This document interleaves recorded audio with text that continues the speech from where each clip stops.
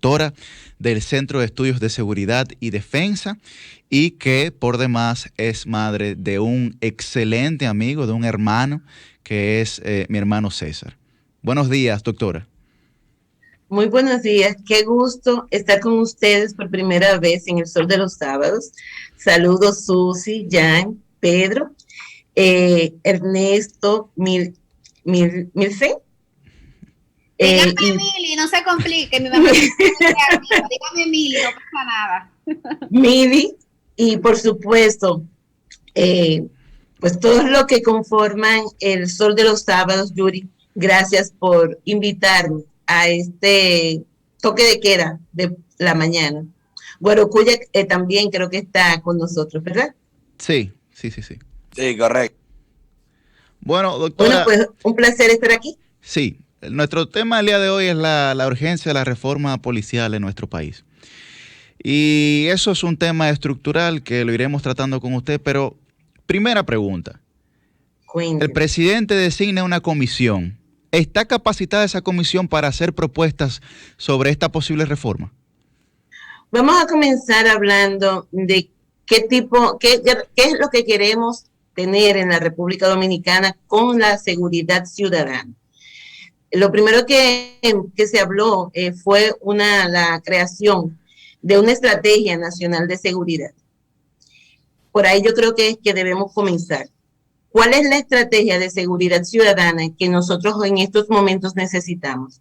¿Cuál es la estrategia de seguridad que se va a conformar para la creación, no solamente de una reforma a la policía, sino de una reforma al sistema de seguridad nacional y al sistema de seguridad ciudadana en específico?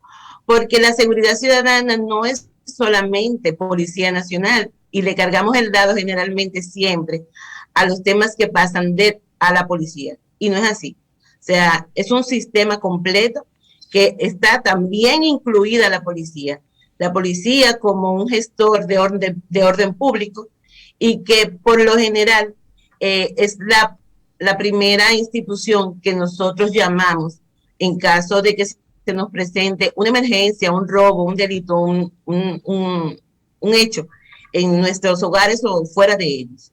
Entonces, vamos a comenzar hablando sobre cuál es la estrategia de seguridad ciudadana que necesitamos en la República Dominicana y cuáles serían los pasos a seguir para conformar esta estrategia de seguridad.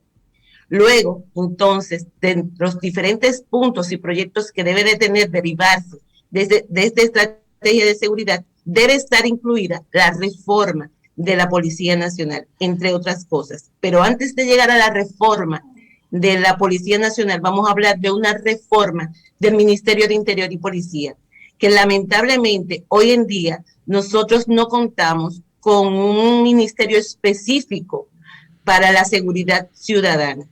En vez de tener un ministerio única y exclusivamente de Interior y Policía, vamos a hablar de un ministerio de seguridad ciudadana. Comenzamos por ahí, para poder tener entonces una reforma real, no solamente de la policía, sino de todo el sistema que conforma la seguridad ciudadana. Doctora, en ese sentido, perdón, Ernesto. Adelante. En ese sentido, porque era justo sobre lo que usted estaba apuntando, ¿cuáles son las otras instituciones? Ya usted ha señalado la necesidad de un ministerio que conforman la seguridad ciudadana. Decía que no es solo la policía, mencionaba el Ministerio también de Interior y Policía, pero ¿cuáles son todas las instituciones del orden que se supone intervienen y no lo sabemos en todo este proceso? Es un sistema. La estrategia de seguridad ciudadana está conformada por un sistema de seguridad. Dentro del sistema de seguridad podemos hablar de Policía Nacional, seguridad privada, podemos hablar de seguridad local o de los policías regionales que deben de tener cada demarcación, pero también de la integración del ciudadano y de la integración también, que aunque no es el ciudadano no es parte del Estado, es responsable también de la seguridad, pero vamos a también hablar del sistema de justicia y vamos a hablar del sistema de prevención de la justicia, de la prevención del delito y de la reinserción social. ¿Y las Fuerzas Armadas también? No, las Fuerzas Armadas, okay. Nuestra Constitución lo define muy claro. Es una fuerza para la seguridad nacional, para la defensa nacional. Y hay una línea muy estrecha entre ese punto, y se confunde muy a menudo entre si es policía o es Fuerzas Armadas. Y se le incluye a veces en algunos temas que, como usted describe, tal vez no debiera estar involucrada. No corresponden. De hecho, solamente cuando en la Constitución dice muy claro, cuando se sobrepasa las capacidades de la seguridad de interior, que es la Policía Nacional, entonces el presidente de la República puede solicitar o incluir las Fuerzas Armadas, pero no es lo que debe de ser, porque las Fuerzas Armadas no están, su naturaleza no es la seguridad interior, sino de la defensa nacional. Doctora, usted menciona un aspecto fundamental que yo de manera somera mencioné en mi comentario. Usted dice reinserción social. Evidentemente esto tiene un componente económico y tiene un componente vinculado inclusive hasta la movilidad social, que es muy complejo e inclusive puede tardar generaciones en mejorar en el tiempo. ¿Cómo uno pudiera, dejando ceteris paribus, como decimos los economistas, dejando a un lado esa parte que es fundamental y enfocándonos en esa reforma que inclusive tendría un orden constitucional cuando hablamos del Ministerio de Interior y Policía? ¿Cómo pudiéramos enfocar dicha transformación que todos reconocemos necesaria de nuestros organismos del orden para que puedan dar una respuesta efectiva a los desafíos que estamos viendo, más allá de la delincuencia común en este entorno tan complejo? Bueno, cuando hablamos de una estrategia de seguridad ciudadana, no estamos hablando de una estrategia que debe de implementarse solamente en un periodo de gobierno. Esto debe de ser a corto, mediano y largo plazo, pero de manera conjunta, porque no podemos dejar a un lado, enfocarnos en la policía y dejar los otros factores que están generando la criminalidad y la violencia.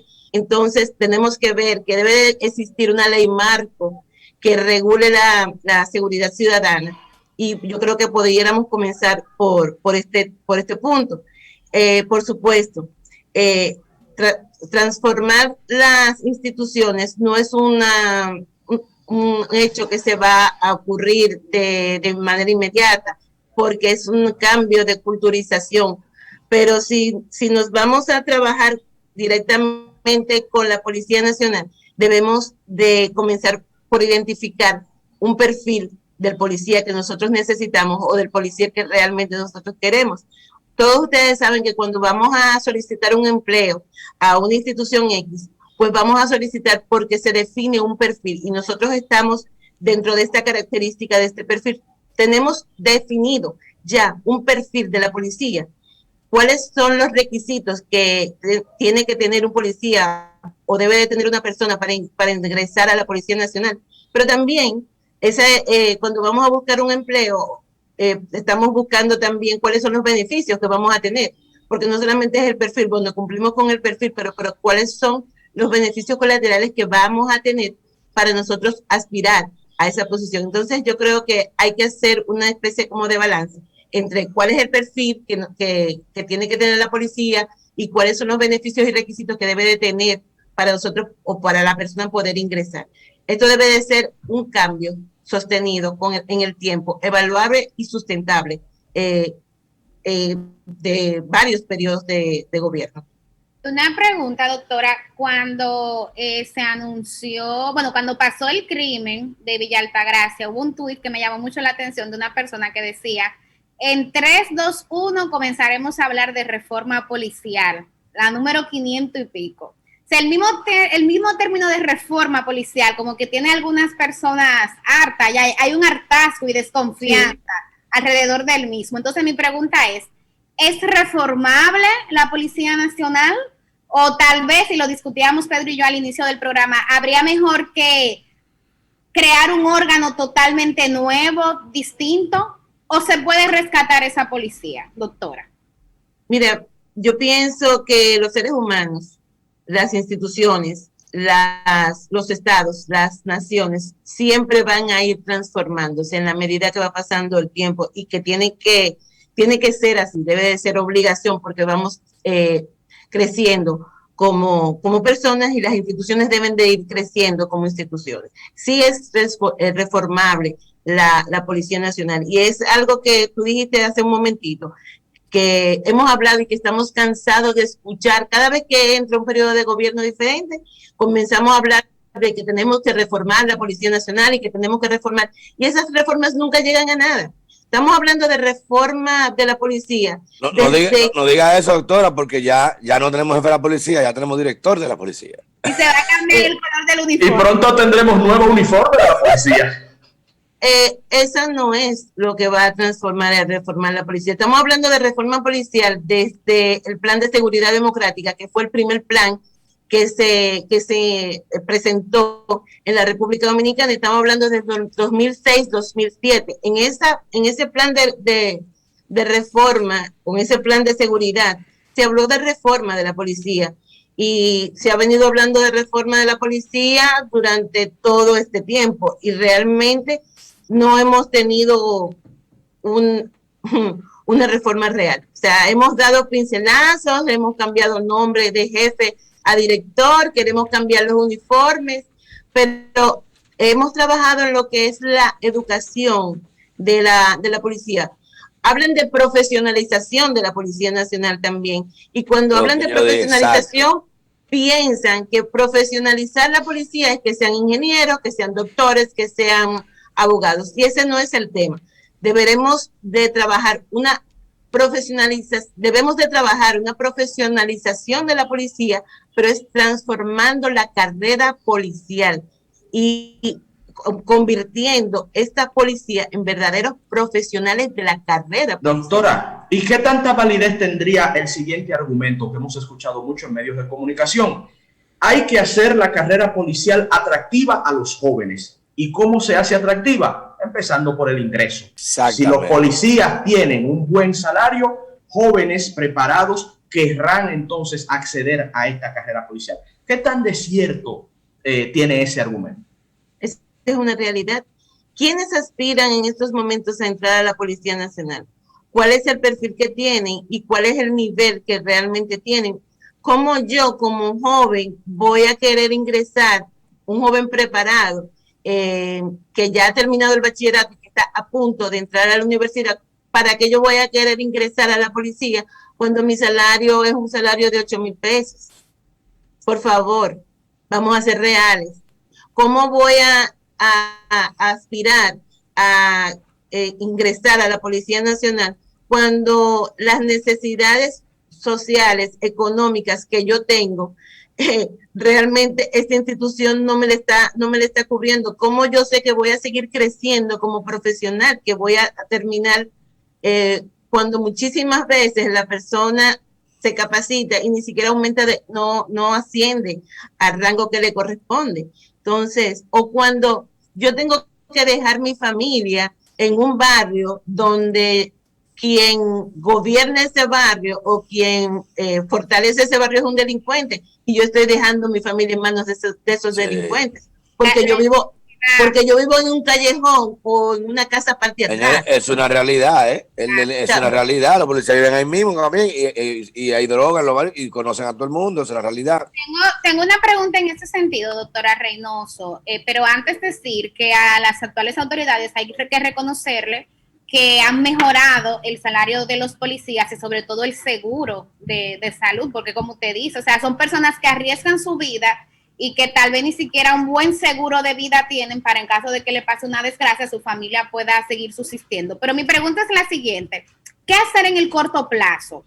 Y lo digo porque la comisión que formó el Poder Ejecutivo tiene un año para presentar los resultados, pero en este año cualquiera de los que estamos aquí podemos caer víctimas de un mal llamado intercambio de disparos. Aquí las cifras que he visto, y de hecho aprovecho para recomendar un reportaje que está en Diario Libre, que se llama Patrulla Letal, que hizo la colega Tania, es bueno que lo lean. Hablan hasta de 250 personas que pierden la vida al año, producto de esos intercambios, doctora, que a veces son más que intercambios, son ejecuciones extrajudiciales, masacres. Extrajudiciales. Si no, pregúntenle a Joel y a Elisa. Exacto. ¿Qué hacer en el corto plazo, doctora, con esa policía?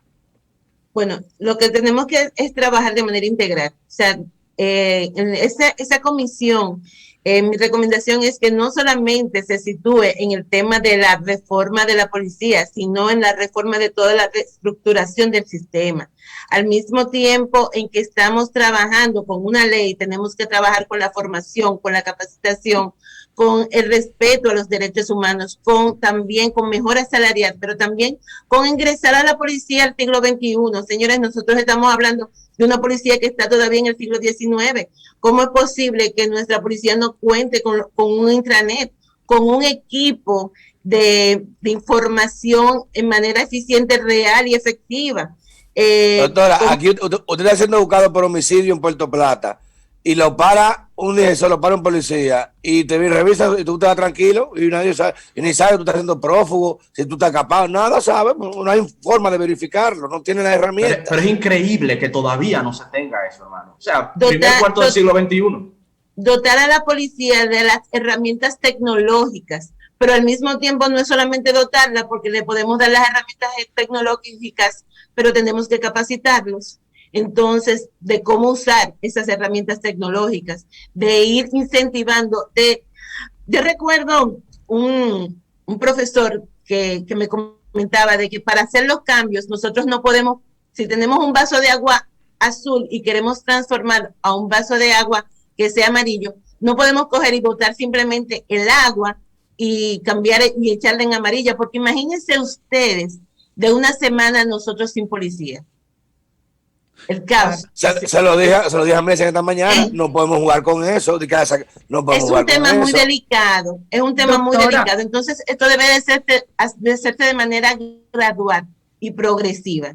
Doctora, usted mencionaba los derechos humanos y este caso que hemos visto que nos ha conmocionado a todos de Joel y Elisa, de la pareja que fue ultimada por la policía, nos ha llamado, creo que a toda la sociedad, a la reflexión, porque se entendía o se medio justificaba cuando era un delincuente que era abatido por las fuerzas policiales. Sin embargo, cuando ya se toca a personas que son dominicanos de bien, si así puede señalarse, entonces a la gente sí le preocupa este tipo de desenlaces fatales. La importancia, quiero que usted nos hable al respecto de el bien actuar, de utilizar los protocolos del lugar sin importar quién sea la persona en cuestión, porque en un error como ese se puede ir cualquier persona. El valor de que realmente los delincuentes sean apresados, no acribillados. Mira, la verdad es que este caso ha sido muy impactante. Muy impactante primero porque no se siguieron los protocolos adecuados. Y no solamente porque no se siguieron los protocolos adecuados, sino que porque estas personas eran personas públicas que eran reconocidas, porque así ocurre en muchas ocasiones. O sea, pasa. Y bueno, fue un intercambio de disparos y esa persona no lo conocía a nadie y nadie dijo nada. O quizás si se pone en entredicho de que sí era un delincuente y quizás no lo era y era una persona que simplemente le pasó. Pero en este momento le pasó a personas que eran figuras públicas, que eran reconocidas y que se sabía dónde estaban. Entonces, el seguir los protocolos es fundamental para el manejo de la policía. No es que todos los policías sean iguales, no es que todos los policías no manejen el protocolo, pero que sea, tiene que ser obligatorio y que no solamente obligatorio, sino que deben de ser supervisados. En la policía existe un departamento, que es el Departamento de Seguridad Interna, que revisa el procedimiento, y eso ocurre en todas las policías a nivel mundial, que revisa el procedimiento de cómo deben y cómo se está manejando la policía. Yo creo que esa es una parte fundamental y que debe de ser reforzada. En esto quiero citar a Guillermo Guzmán Fermín, ex jefe de la policía, que habló en estos días en un Twitter, que dijo que había que ponerle una cámara o que los policías tenían que tener cámara para ser supervisados. Y yo creo que deberíamos de tener, como en otras policías, cámaras en los uniformes o los kepi que ellos usan, o en los carros. y tener un sistema dentro de las patrullas para que se le dé una vigilancia también a ellos, porque quien no se supervisa, pues realmente no se sabe si está haciendo bien o no su trabajo. Doctora, ¿qué usted cree si abrimos los teléfonos para interactuar con la gente y ver qué piensa de esta situación de la Policía Nacional? Por supuesto que sí, Yuri. Comunícate 809-540-1065. 1-809-200-1065 desde el interior sin cargos. 1-833-610-1065 desde los Estados Unidos. Sol 106.5, la más interactiva. Buen día, adelante, está al aire. Sí, buenos días. Sí. Clara Mejía, de Bellavista. Adelante, Clara. Hay un tema que yo me encuentro